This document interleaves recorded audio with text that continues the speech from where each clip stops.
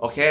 ในคลิปนี้ครับผมจะมาแชร์ความท้าทายและความผิดพลาดที่ผมเจอในการพยายามเปลี่ยนแพชชั่นของตัวเองเนี่ยให้กลายเป็นธุรกิจในตลอดเกือบ1ปีที่ผ่านมาเผื่อว่าใครที่มีความคิดคล้ายกันกับผมเมื่อก่อนเนี่ยจะได้เห็นว่าคนที่เรียกว่าออกมาเผชิญโลกก่อนล่วงหน้า1ปีแล้วกันเจออะไรมาบ้างและเผื่อว่าสิ่งที่ผมเจอจะเป็นประโยชน์กับคุณได้ครับ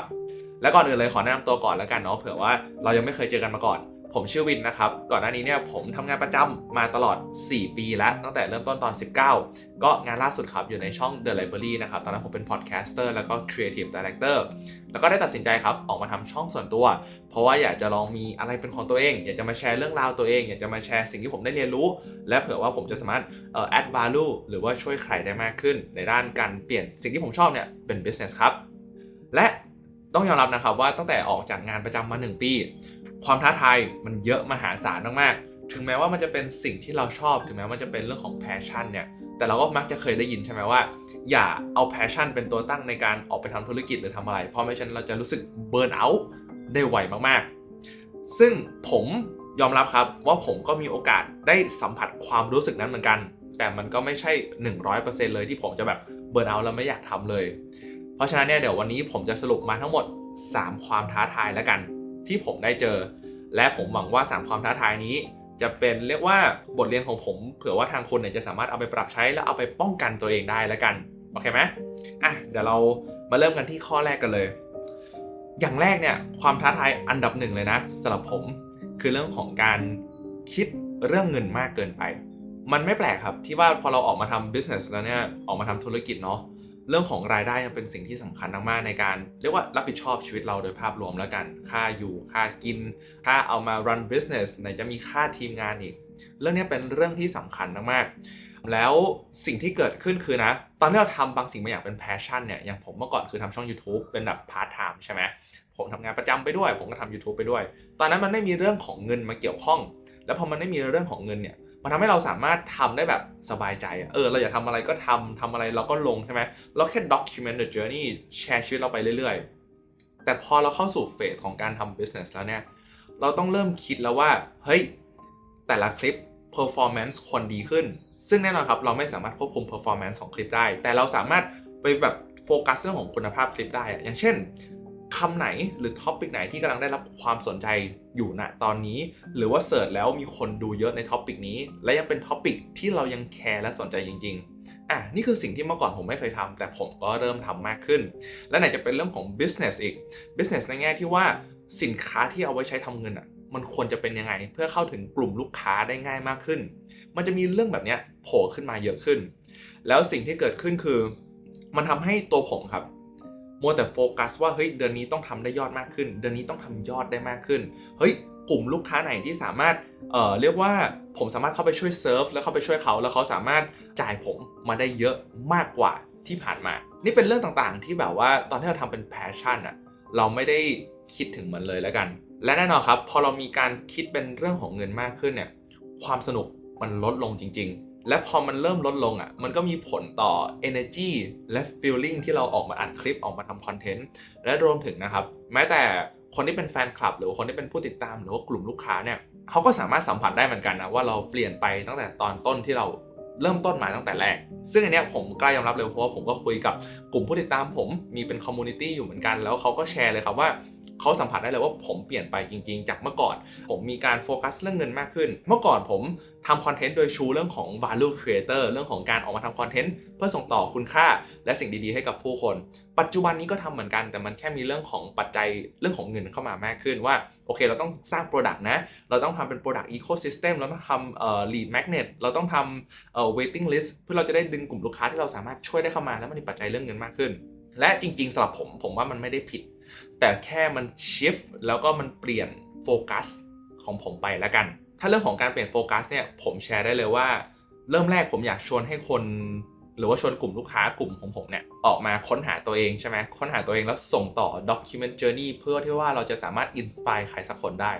แต่แล้วตลกมากมันเร็วมากนะครับในการ shift จากสิ่งเนี้ยไปสู่อีกสิ่งหนึ่งที่มันเกี่ยวกับเรื่องของการทำเงินมากขึ้นเปลี่ยนจากการทำคอนเทนต์เพื่อ document ชีวิตเพิ่มโอกาสในชีวิตกลายเป็นทำคอนเทนต์เพื่อทำเป็นธุรกิจแทนออกไปสร้างรายได้แทนออกไปช่วยคนหาเงินแทนก่อนหน้านี้ผมมีไอเดียหนึ่งที่จะแ แบบตั้งเป็นคอร์สนึงขึ้นมาชื่อว่า Creator Business แล้วมันเกี่ยวกับการช่วยคนเปลี่ยนความสนใจตัวเองเนี่ยให้กลายเป็นทักษะบางอย่างที่สามารถสร้างรายได้ได้แต่โชคดีมากที่ผมเริ่มรู้ตัวทันว่าแบบเฮ้ยผมมาถูกทางหรือเปล่าวะมันใช่หรือเปล่าที่แบบเอาเรื่องเงินเป็นตัวตั้งแล้วก็คือเอาเงินเป็นตัวตั้งไม่ผิดนะแต่มันแค่รู้สึกมัน feels แบบมันรู้สึกมันไม่ใช่เฉยๆสำหรับผมแล้วสิ่งที่เกิดขึ้นคือผมกำลังช่วยคนหาเงินแต่สำหรับผมมันไม่ใช่ตัวตั้งต้นที่ทำให้ผมอยากทำตั้งแต่แรกในด้านแพชชั่นของผมมันเลยทำให้ผมหยุดโปรเจกต์นั้นไปแล้วก็ไม่ได้ลอนช์เพราะผมรู้สึกว่าถ้าไปต่อเนี่ยผมจะหลุดจากแก่นแน่ๆเพราะว่าผมโฟกัสเรื่องเงินเยอะเกินไปนั่นเองและสิ่งที่ผมว่าได้เป็นบทเรียนมากนะก็คือว่าถ้าหากใครสักคนอยากจะออกมาเริ่มต้นเปลี่ยนแพชชั่นตัวเองให้เป็นธุรกิจเนี่ยอยากให้เผื่อเลยครับว่า1ปีถึง2ปีแรกเราควรมีเงินเก็บหรือเงินสำรองฉุกเฉินบางอย่างที่เอามาเตรียมตัวไว้ไม่เช่นนั้นมันจะลำบากมากในการออกมาในการทำแพชชั่นเราให้เป็นธุรกิจเพราะเราจะมองข้ามความสนุกที่เราเคยมีจุดเริ่มต้นแรกที่เราเคยทำเหตุผลที่เราเคยทำมันเราจะมองข้ามหมดเลยแล้วเราจะมัวแต่โฟกัสว่าเราจะสามารถ make money จากสิ่งนี้ยังไงได้บ้างนี่เป็นสิ่งหนึ่งที่ผมอยากแชร์แล้วกันครับว่าไอ้เรื่องราวแบบนี้มันมีจริงแล้วก็ถ้าหากใครเป็นไปได้นะถ้าใครยังทำงานประจำอยู่แล้วแบบรู้สึกมีความฝันอยากเปลี่ยนแพชชั่นตัวเองเป็นธุรกิจเหมือนกันเนี่ยผมรู้สึกว่าการทำงานประจำไปด้วยและทำแพชชั่นในเป็นธุรกิจไปด้วยในเวลาเดียวกันมันเป็นเรื่องที่ดีพอสมควรเลยเพราะมันทำให้เราไม่ต้องหมกมุ่นเรื่องเงินและไม่ต้องคิดเรื่องเงินมากเกินไปแล้วเรายังสามารถโฟกัสกับเรื่องของการใส่ความเป็นตัวเอง creativity การใส่ความสนุกความเพลิดเพลินแล้วเราสามารถสนุกได้โดยที่เราไม่คาดหวังเยอะเมื่อเทียบกับการออกมาทำเป็นธุรกิจเพราะฉะนั้นนี่เป็นความท้าทายแรกที่ผมเจอแล้วผมหวังว่าวิธีการนี้หรือว่าบทเรียนนี้จะสามารถเป็นประโยชน์ให้กับคุณได้นะครับแล้วคราวนี้มาสู่ความท้าทายที่2เลยกันความท้าทายที่2เนี่ยมันคือเรื่องของการที่เราวิ่งตามคนอื่นในตลาดที่มีผลลัพธ์โดยที่เราไม่รู้ตัวด้วยอันนี้ก็จะกลับไปในเรื่องของการที่ว่าผมอยู่ในสังคมของกลุ่มคนที่เขา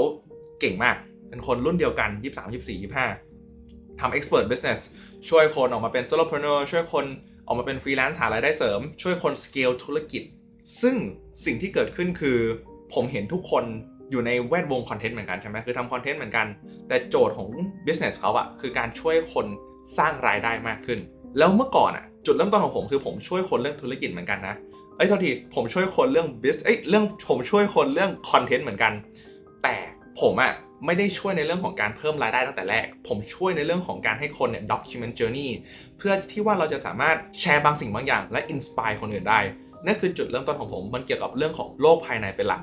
แต่ทีนี้เวลาผมอยู่กับเพื่อนๆเนี่ยผมเริ่มรู้สึกหลงทางครับผมเห็นเพื่อนผมเขาไปในเรื่องของการช่วยคนหาเงินและผมรู้สึกว่ามันเป็นสิ่งที่จับต้องได้มากกว่าเมื่อเทียบกับสิ่งที่ผมทำคือ inspire คนอื่นแล้วมันเกิดคำถามไงว่าเฮ้ยเราทำคอนเทนต์และ inspire คนอื่นแล้วปลายทางมันคืออะไรมันไม่ชัดเท่ากับเรื่องของเงินที่มันสามารถจับต้องได้เลยและนี่ครับเป็นความผิดพลาดมากๆเพราะจุดเริ่มต้นของผมไม่ได้เริ่มตั้งต้นทำเพราะสิ่งนั้นตั้งแต่แรกแต่มันเป็นเรื่องของโอกาสในชีวิตเรื่องของการนำเสนอตัวเองเรื่องของการ inspire หลายๆคนเรื่องของการ make friend ที่อยู่ในแวดวงเดียวกันแล้วทำให้เรารู้สึกว่าเรากำลังทำสิ่งที่มีความหมายงานเรารู้สึกว่าเราสนุกกับมันในทุกวันที่เราได้ทำมันนั่นคือจุดตั้งต้นของผมแต่ผมเผลอหลงทางไปในเวของการทำคอนเทนต์เพื่อสร้างรายได้แล้วบทเรียนที่สำคัญมากเลยก็คือเราต้องอย่าลืมครับว่าจุดตั้งต้นที่เราเริ่มต้นทำ business ของเราหรือว่าคอนเทนต์ของเราหรือว่า passion ที่เรามาเนี่ยมันมาจากจุดไหนเราทำเพื่ออะไรแล้วเราต้องมั่นคงกับสิ่งนี้มากๆเพราะแน่นอนครับเวลาเราทำ business เราจะเจอแบบกลุ่มเพื่อนที่อยู่ในแวดวงเดียวกันนะแล้วบางครั้งเขาได้ผลลัพธ์เร็วกว่าเราเยอะมากจริงๆไม่ใช่บางครั้งมันคือบางทีอาจจะทุกครั้งเลยก็ได้เขาได้ผลลัพธ์เร็วมากเขาเติบโตไวมากแล้วมันทำให้เราเกิดคำถามที่ว่าถ้าเราอยากเติบโตแบบเขาเนี่ยเราต้องทำแบบเขาหรือเปล่าพอเราเริ่มมีความคิดนั้นเราจะเริ่มสูญเสียแบบคอนเนคชั่นกับจุดตั้งต้นของเราแล้วเมื่อมันเสียไปมันทำให้เราหยุดโฟกัสเรื่องของเหตุผลที่เราเริ่มต้นตั้งแต่แรกแล้วไปโฟกัสเรื่องของเงินมากขึ้นมันจะย้อนกลับไปข้อแรกด้วยแล้วมันทำให้ถ้าผมจะเรียกอีกคำหนึ่งคือมันทำให้เราหลุดจาก why ของเรา why ที่เราเริ่มต้นช่องเราตั้งแต่แรกมันจะหลุดไปแล้วมันจะเกิดสิ่งที่เรียกว่า the split ที่มีในหนังสือ the start with why นะครับผมทุกคนลองไปอ่านกันได้ split ก็คือการที่ why ที่เราเริ่มต้นเนี่ยกับสิ่งที่เราทำตอนเนี้ยมันเริ่มไม่ connect กันละมันเริ่มแยกกันละเราไม่ได้มีเหตุผลนั้นเหมือนเมื่อก่อนแล้วบางทีเราจะเขียนไว้นะว่าเรามีเหตุผลเรามี why เราเริ่มต้นเราตอบได้ why เราคืออะไรแต่การกระทำเรามันนั้นไม่ได้เดินตามคำพูดที่เราได้สื่อออกไปนั่นเองเพราะฉะนั้นบทเรียนครับ เราต้อง remind หรือเราต้องเตือนสติตัวเองเรื่อยๆว่าเราเริ่มต้นสิ่งที่เราทำอยู่ทุกวันนี้ business เนี้ย passion เนี้ย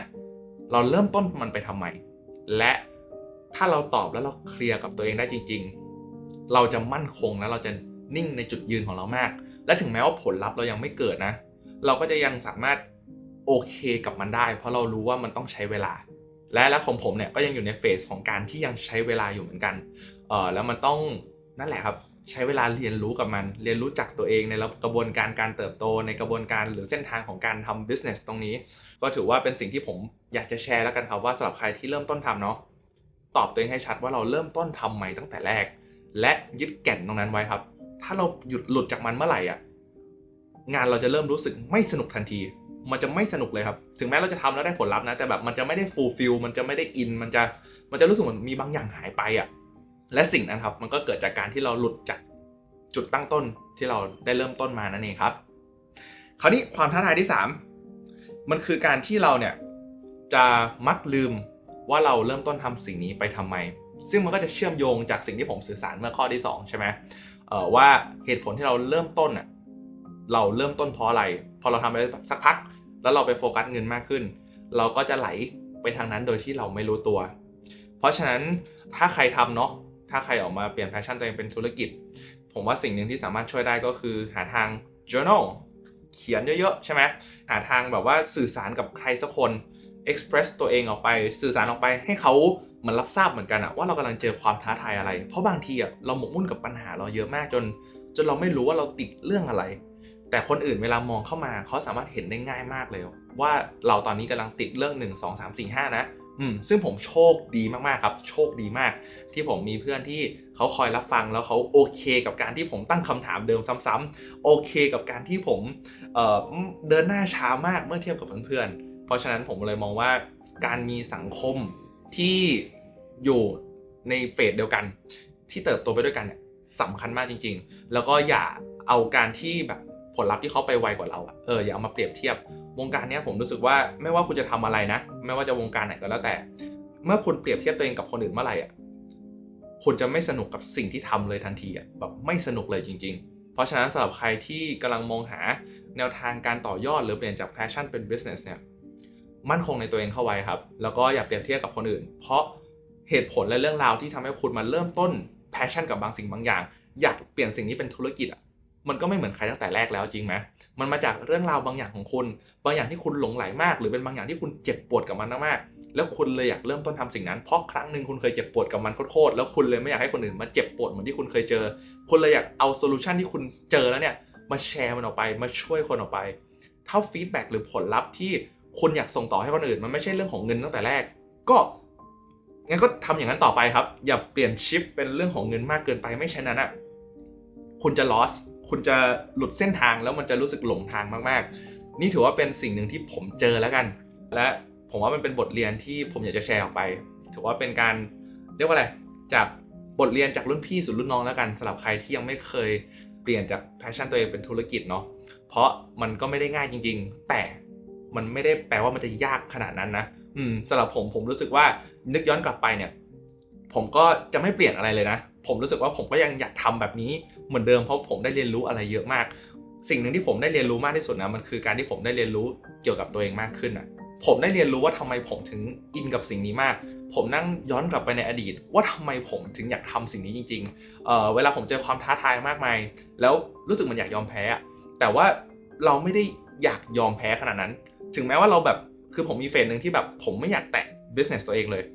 แต่ผมยัง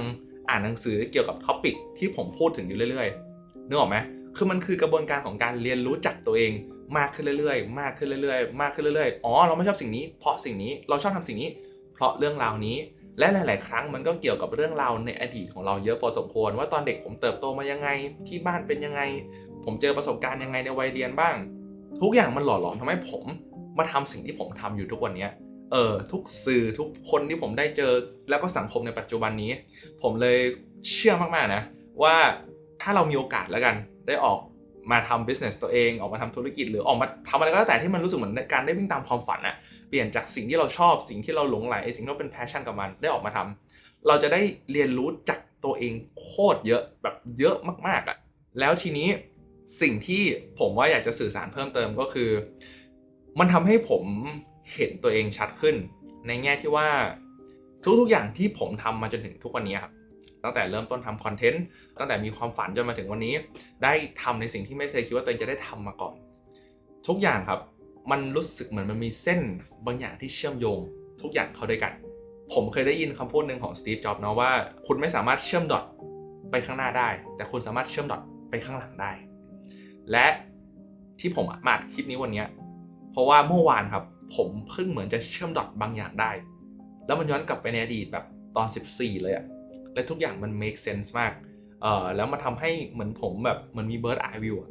ว่าสิ่งที่ผมทำตอนนี้มันมาถูกทางแล้วจริงๆถ้าผมแชร์สั้นๆนะเมื่อก่อน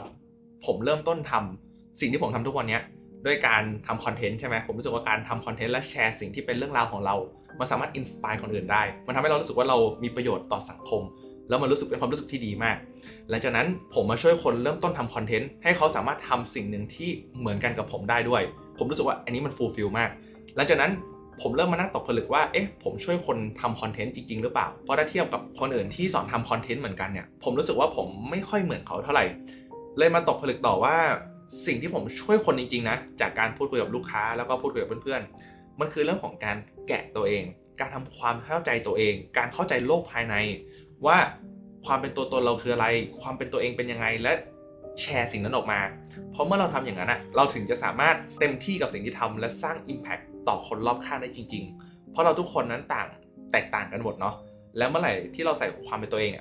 ผู้คนรอบข้างก็จะได้รับผลประโยชน์ตรงนั้นไปด้วยแล้วนั่นคือหนึ่งครูหรือว่าเรียกว่าอะไรคำใบ้ที่ผมว่าสำคัญมาก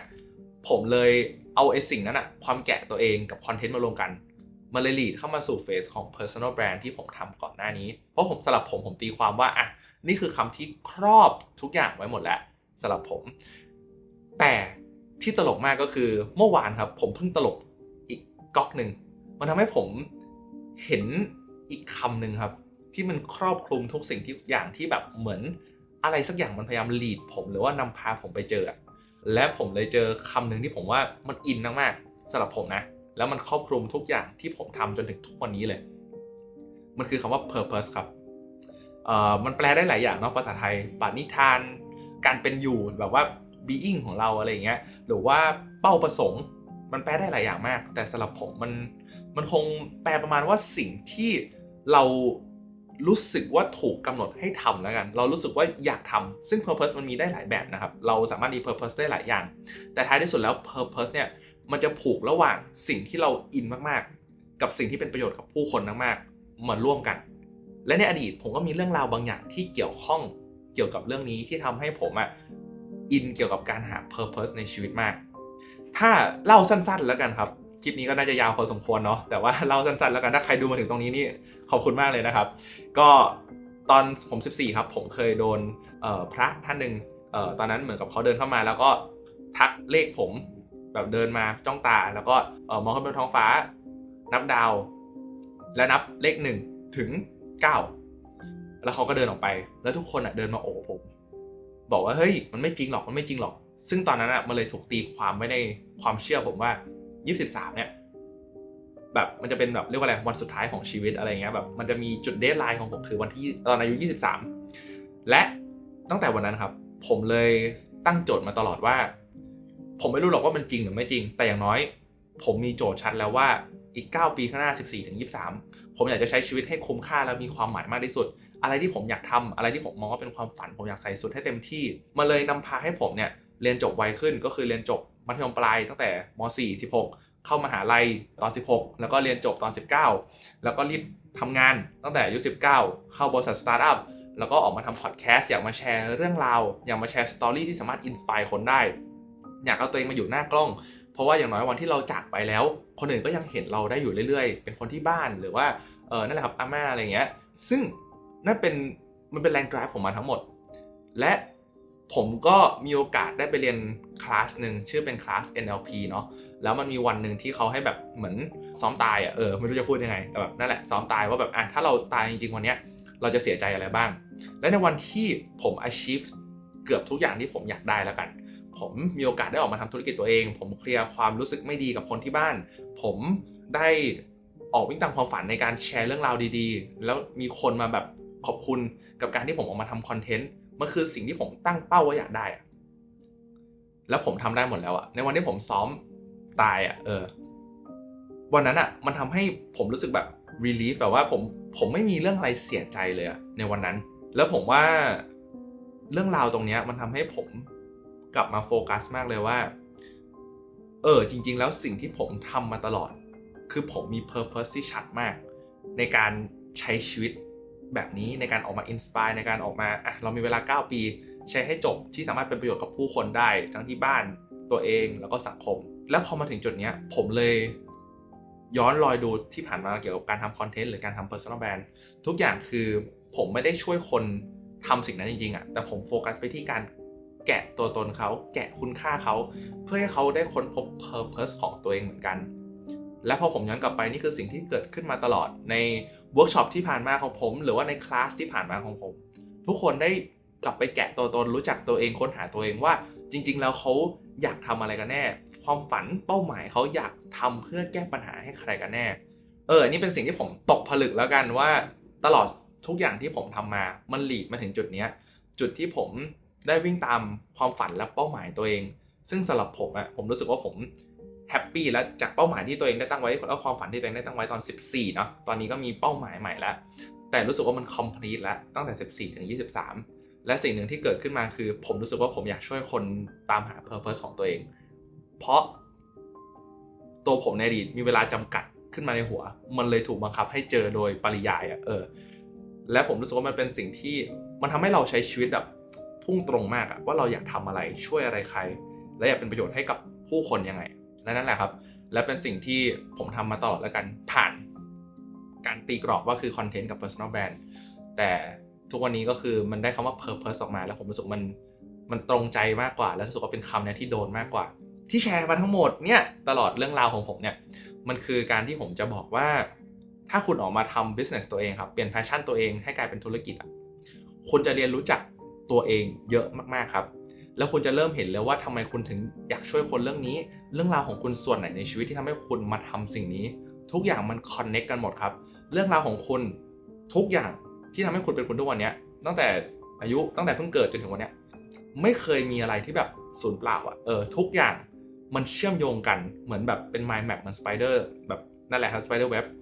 ทุกอย่างมันเชื่อมโยงกันในหมดแล้วมันทำให้คุณเป็นคุณเพราะฉะนั้นทุกอย่างที่คุณทำวันนี้ถ้าคุณเจอเรื่องราวบางอย่างในอดีตที่มันทำให้คุณเป็นคุณทุกวันนี้มันจะต่อยอดไปสู่เรื่องราวในอนาคตของคุณได้ด้วยและนี่คือเรื่องราวที่ผมอินมากจริงๆแล้วก็เป็นสิ่งที่คิดว่าจะเอามาต่อยอดกับสิ่งที่ทำในปัจจุบันก็นะครับจากเรื่องราวที่แชร์ถือว่าแชร์มายาวเลยตั้งแต่ตอนแรกเรื่องของความท้าทาย3อย่างที่ผมเจอและผมเชื่อว่าสิ่งนั้นจะเป็นประโยชน์กับทุกคนเนาะตามมาด้วยเรื่องราวที่ผมมองว่าผมได้เรียนรู้มากที่สุดตั้งแต่ออกมาทำก็คือข้อดีของมันคือการที่ผมได้รู้จักตัวเองมากขึ้นและ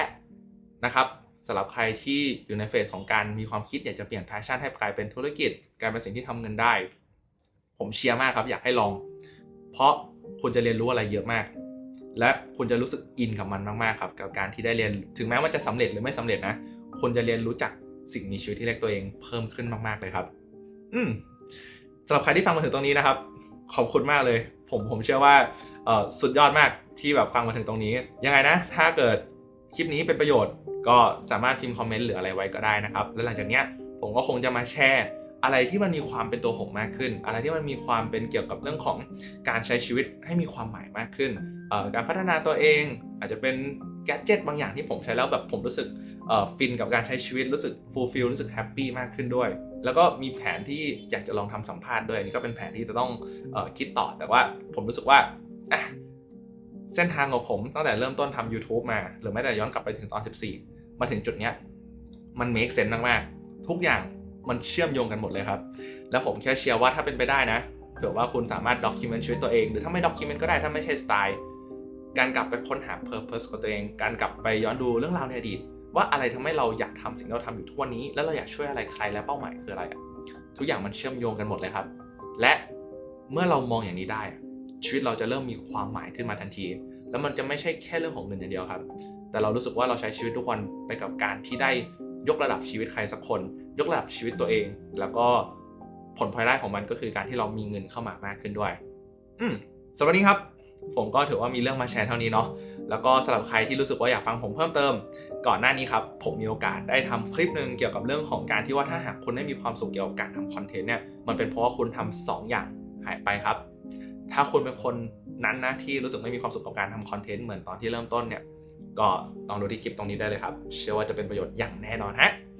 สำหรับวันนี้ครับผมมีเรื่องมาแชร์เท่านี้แล้วเดี๋ยวไว้เจอกันในคลิปถัดไปสวัสดีครับ